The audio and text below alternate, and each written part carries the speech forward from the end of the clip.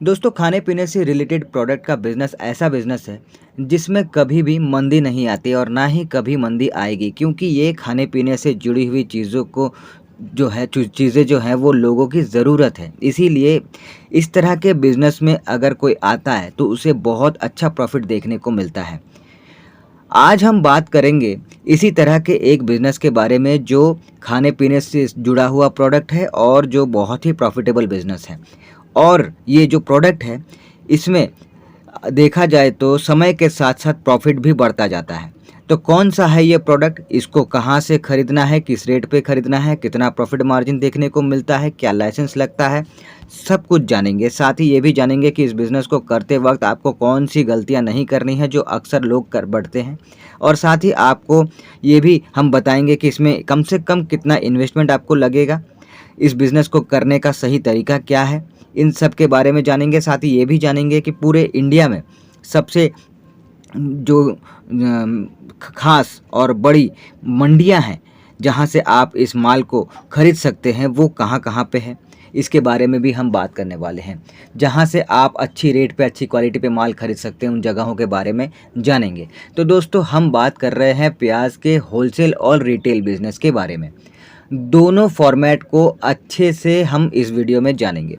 कैसे करना है, किन बातों का ध्यान रखना है, सबसे पहले इसी से शुरू करते हैं। तो देखिए, प्याज का बिज़नेस अगर आप शुरू करना चाहते हैं तो आपको सबसे पहले इन बातों का ध्यान रखना है। जैसे कि पहला, अगर आपको प्याज के बिज़नेस के बारे में, प्याज के बारे में कुछ भी ज़रा भी ज्ञान नहीं है, नॉलेज नहीं है, जानकारी नहीं है, तो जल्दबाज़ी ना करें इस बिज़नेस को स्टार्ट करने में। पहले क्या करें कि इससे जुड़ी जो जानकारी है, जो ज्ञान है, जो नॉलेज है, वो आपको हासिल करनी है। अब ये आप कैसे कर सकते हैं? ये आप 2 तरीके से कर सकते हैं। कैसे? आप क्या करें कि अपने शहर में, अपने एरिया में, जहाँ भी आस-पास आपके जितने भी प्याज़ के जो बिज़नेसमैन हैं, जो प्याज़ का बिज़नेस करते हैं, फिर चाहे वो होलसेलर हो या रिटेलर हो, आपको उनके पास जाना है और आपको या तो उनके यहाँ पे काम करके जानकारी हासिल करनी है या फिर उनसे बातचीत करना है कि आपको इस बिज़नेस को करना है तो किन बातों का आपको जानकारी होना चाहिए, किन बातों का आपको इन्फॉर्मेशन होना चाहिए ताकि आप ये बिज़नेस स्टार्ट कर सकें, इसके बारे में उनसे आप पता कर सकते हैं। तो अगर कोई बता देता है आपको ऐसे ही तो बहुत अच्छी बात है, वरना अगर आप चाहें तो वहाँ पे काम करके आपको जानकारी हासिल करनी है। अब काम करते वक़्त आप किन बातों का ध्यान रखना है, क्या जानकारी हासिल करनी है? तो देखिए, वहाँ पर आपको देखना ये है, ये जानना है कि माल कहाँ से आता है, किस रेट पे बेचा जाता है, किस रेट पे ख़रीदा जाता है। प्याज़ जो है वो कितनी जल्दी कितनी मात्रा में मतलब मँगवा के बेचा जा रहा है, ये भी देखना है। ये भी देखना है कि प्याज़ जो है वो कितनी जल्दी ख़राब हो जाती है, कैसे रख-रखाव करने से ख़राब नहीं होती है, कैसे रख-रखाव करने से ख़राब हो जाती है, ये सब भी देखना है। ये भी देखना है कि कस्टमर के साथ किस तरह से बात व्यवहार किया जा रहा है, ये भी देखना है। इस काम को करने के लिए जो कर रहे हैं, ये देखना है आपको कि इस काम को करके उनको कितना प्रॉफ़िट हो रहा है।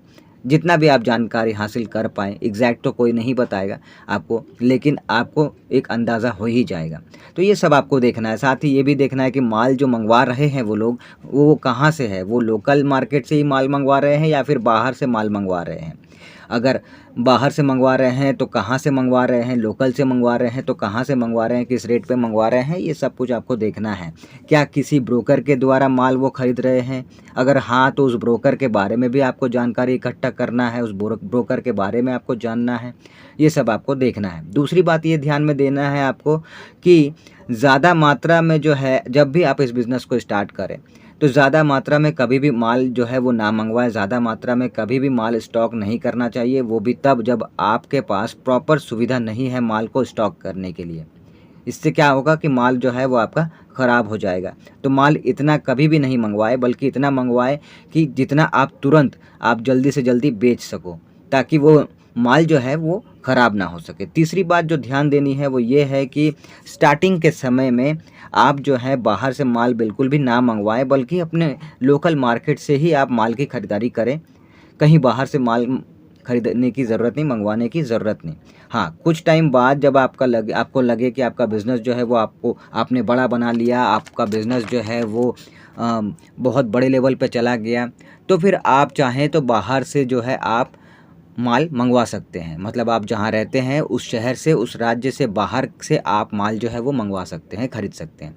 अब ये भी जान लेते हैं कि बाहर से कहाँ से माल ख़रीदा जाएगा, इंडिया में कहाँ-कहाँ माल जो है वो ज़्यादा अच्छी क्वालिटी में, यानी कि प्याज़ जो है वो ज़्यादा अच्छी क्वालिटी में मिलता है, अच्छी रेट पे मिलता है, कहाँ ज़्यादा खेती होती है इसकी, इंडिया में कहाँ-कहाँ से आप माल मंगवा सकते हैं।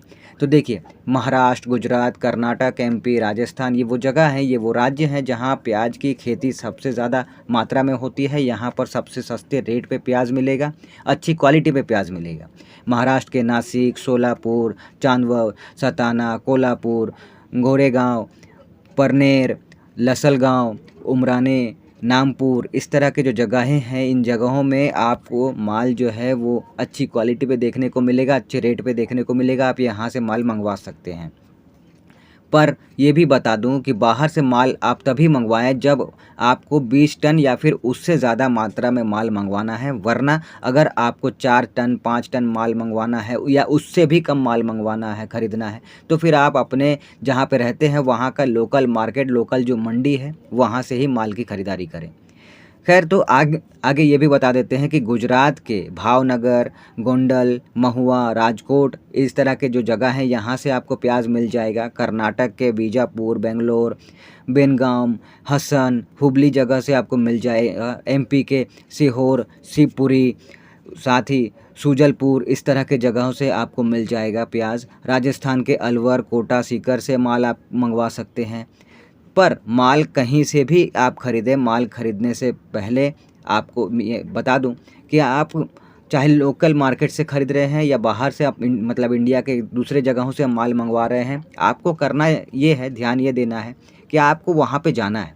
उस पर्टिकुलर जगह पे जाइए, मंडी पे जाइए, दुकान पे जाइए, जगह पे जाइए, और फिर वहाँ पे जो आप देखेंगे कि मार्केट में कमीशन एजेंट्स जो होते हैं, ख़ास तौर पे अगर आप बाहर जा रहे हैं, बाहर से माल ख़रीदने के लिए, मंगवाने के लिए अपने राज्य में, अपने एरिया में, तो फिर आपको मार्केट में जो कमीशन एजेंट्स होते हैं वहाँ पे, उनसे कॉन्टैक्ट करके उनके ज़रिए ही आपको माल जो है वो ख़रीदना है, ताकि आपके साथ कोई धोखाधड़ी ना हो, किसी तरह का आपको ख़राब माल ना पकड़ाया जाए, आपके साथ पैसे की कोई मतलब परेशानी ना हो, किसी भी चीज़ में आपके साथ धोखा ना हो।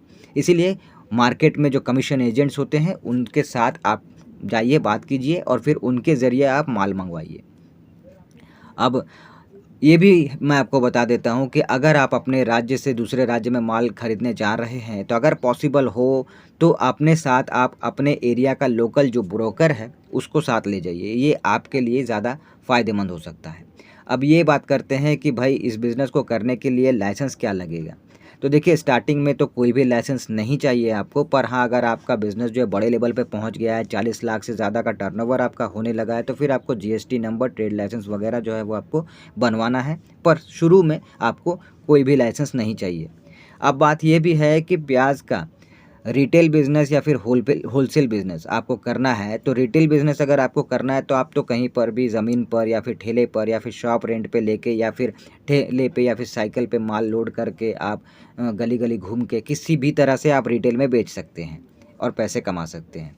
पर अगर आपको प्याज का होलसेल का बिज़नेस करना है तो आपको अपने जो एरिया जहाँ पे आपको इस बिज़नेस को करना है, अपने एरिया के जो सब्ज़ी मंडी होते हैं, हर एरिया में होता है, तो आपके एरिया में भी जो सब्ज़ी मंडी है, उस सब्ज़ी मंडी के आसपास एक गोदाम आपको रेंट पे ले लेना है। वहाँ पे आपको प्याज को स्टॉक करना है और वहीं पर एक छोटा-सा आपको शॉप टाइप बना के या फिर काउंटर टाइप आप लगवा के उसी में बाहर से आप बैठकर आप जो है इस बिज़नेस को स्टार्ट कर सकते हैं एज़ अ होलसेलर, और वहीं से सेल कर सकते हैं। अगर बात इन्वेस्टमेंट की करें कि कितना कम से कम इन्वेस्टमेंट लगता है, तो देखिए, कम से कम की अगर बात करें तो 50,000 रुपये कम से कम आपको इस बिज़नेस को स्टार्ट करने के लिए ज़रूरत पड़ेगा। वहीं पर प्रॉफिट मार्जिन की अगर बात करें तो होलसेलर के तौर पर अगर आप बेच रहे हैं तो फिर 2 से 3 रुपये पर केजी आपको प्रॉफिट देखने को मिलेगा। वहीं पर अगर रिटेलर के तौर पर आप बेच रहे हैं तो फिर 5 से 6 रुपये पर केजी प्रॉफिट आपको देखने को मिलेगा।